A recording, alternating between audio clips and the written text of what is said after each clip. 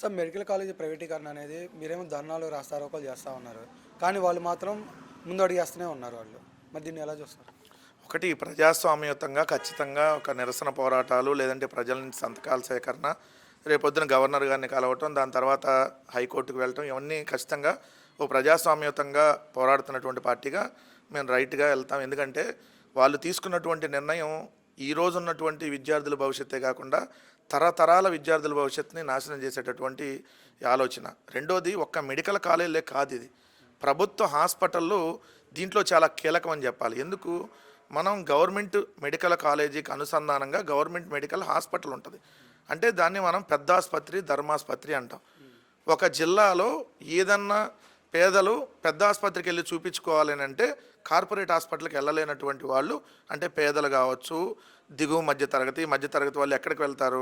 వాళ్ళు వెళ్ళేది ప్రభుత్వ వైద్యశాల, అంటే గవర్నమెంట్ హాస్పిటల్కి వెళ్తారు. అలాంటి government hospitals come medical colleges రాష్ట్ర వ్యాప్తంగా 12 మాత్రమే ఉన్నాయి. సో ఇది మనకి 1923లో మొట్టమొదట ప్రభుత్వ medical college Andhra medical college Visakhapatnam. అంటే దాదాపు 102 సంవత్సరాల చరిత్రలో మనకున్నటువంటి మెడికల్ కాలేజీలు కేవలం 12.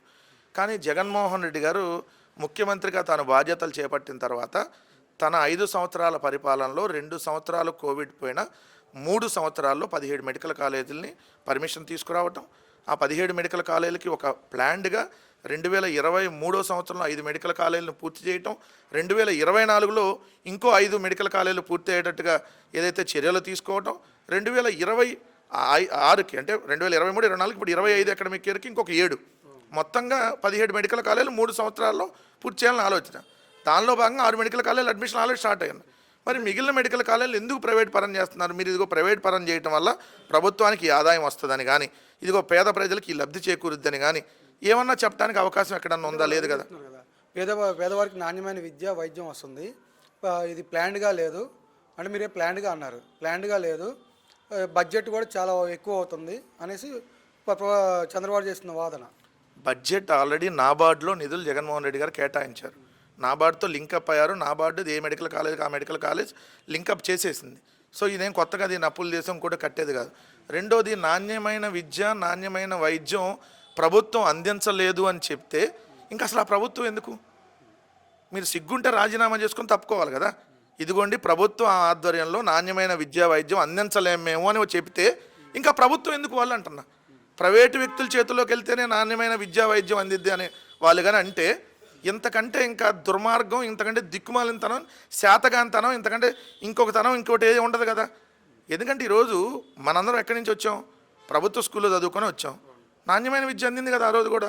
ఇంకా ఇప్పుడు నాణ్యమైన విద్య ఇంకా అందటానికి ప్రభుత్వం ఆల్రెడీ జగన్మోహన్ రెడ్డి గారు చర్యలు తీసుకొని ఉన్నారు కదా.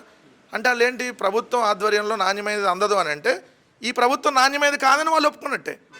అంటే ఈ ప్రభుత్వం శాతగాంది, ఈ ప్రభుత్వం అనేది దుర్మార్గమైంది అనేదానికి వాళ్ళు ఒప్పుకున్నట్టే భావించాలి కదా. సో ప్రభుత్వం విద్య నాణ్యమైనది అందించడం ప్రభుత్వ బాధ్యత. అది ఆ బాధ్యతని తప్పుకుంటే వాళ్ళు ఇంకా ప్రభుత్వం నుంచి కూడా తప్పుకుంటే మంచిది అనేది ఈరోజు ప్రజలు కూడా చెప్తున్నటువంటి మాట. అలానే జీడిపి గ్రోత్ పెరిగింది. మన చంద్రబాబు నాయుడు గారు కూడా రీసెంట్గా అన్నారు జీడిపి గ్రోత్ పెరిగింది. అలా గత ప్రభుత్వంలో జీడిపి గ్రోత్ అనేది కింద అడుక్కి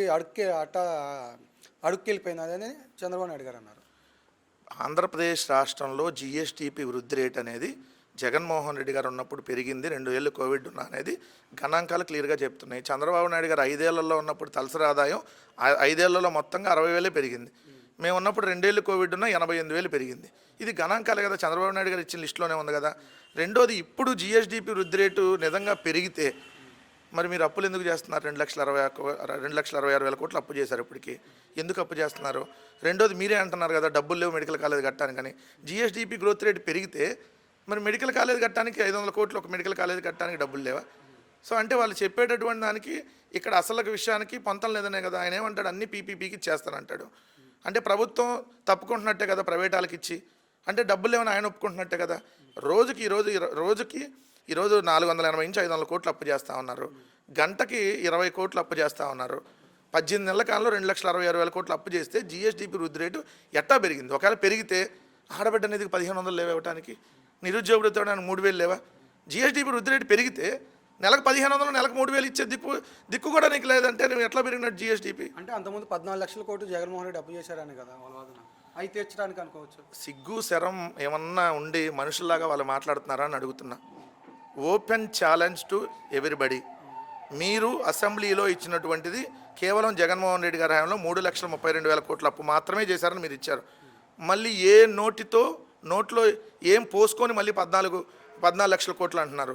ఎవడైనా వైఎస్ఆర్ కాంగ్రెస్ పార్టీ 14 లక్షల కోట్లు అప్పు చేసిందని లేదా 10 లక్షల కోట్లని ఎవడన్నా దుర్మార్గంగా ప్రచారం చేస్తే మేము అంటున్నాం మీరు నోట్లో ఏం తాగి మాట్లాడుతున్నారని.